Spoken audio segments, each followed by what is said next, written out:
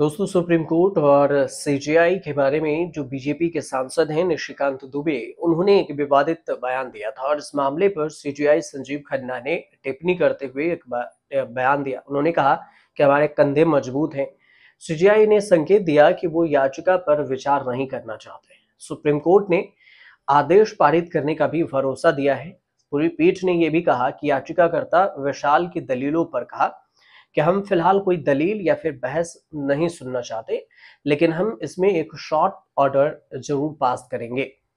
ये जो मामला है, क्या कुछ मामला है आपको बताएंगे, लेकिन इससे पहले आपको बता दें कि याचिकाकर्ता ने ये कहा कि यह अदालत और जजों की गरिमा के साथ पूरी लीगल फैटर्निटी के साख का सवाल है।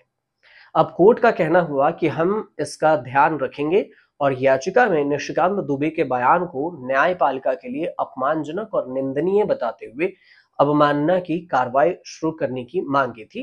मतलब जो कंटेम्प्ट ऑफ कोर्ट है, इसकी मांग की गई थी।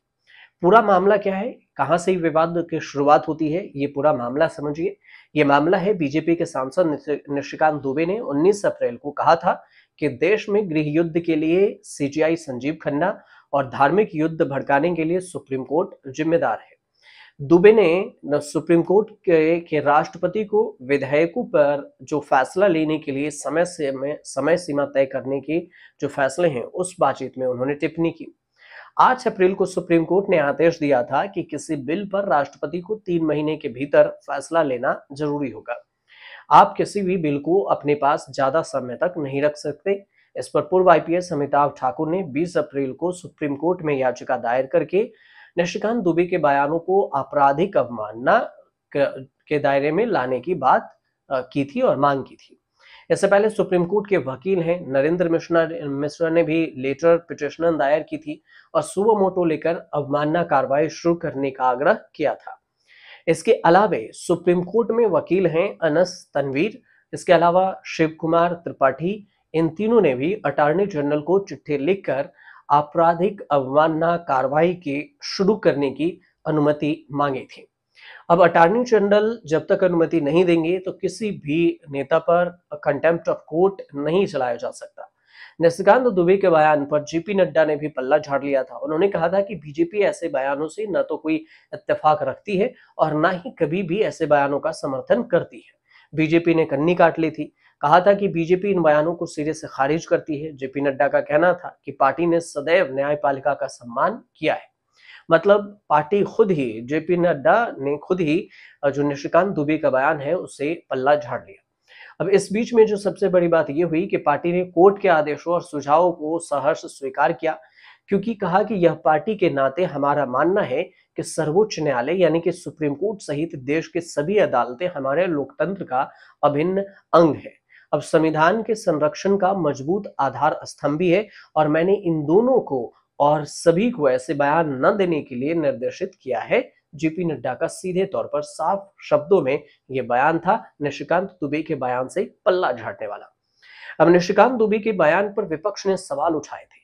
कांग्रेस की तरफ से जयराम रमेश ने कहा था कि जानबूझकर सुप्रीम कोर्ट को निशाना बनाया जा रहा है, क्योंकि सुप्रीम कोर्ट ने इलेक्टोरल बॉन्ड जैसे कई मुद्दों पर अपने फैसले सुनाए थे और इसमें कहा कि सरकार ने जो किया वो असंवैधानिक है, इसलिए सुप्रीम कोर्ट को टारगेट किया जा रहा है।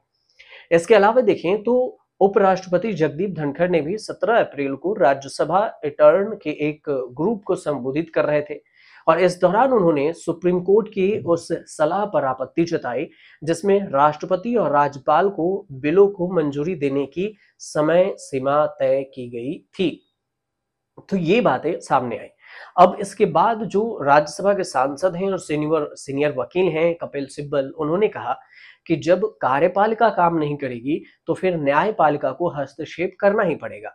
अब भारत में राष्ट्रपति नाम पात्र का मुखिया है और राष्ट्रपति राज्यपाल को सरकारों के सलाह पर काम करना होता है। और मैं उपराष्ट्रपति की बात सुनकर हैरान हूं, दुखी भी हूं और उन्हें किसी पार्टी की जो तरफदारी है वो करने वाली बात नहीं करनी चाहिए। इस पूरे विवाद की शुरुआत हुई थी तमिलनाडु सरकार और राज्यपाल के विवाद से। सुप्रीम कोर्ट में 8 अप्रैल को तमिलनाडु गवर्नर और फिर राज्य सरकार के केस में गवर्नर के अधिकार की सीमा सुप्रीम कोर्ट ने तय की थी।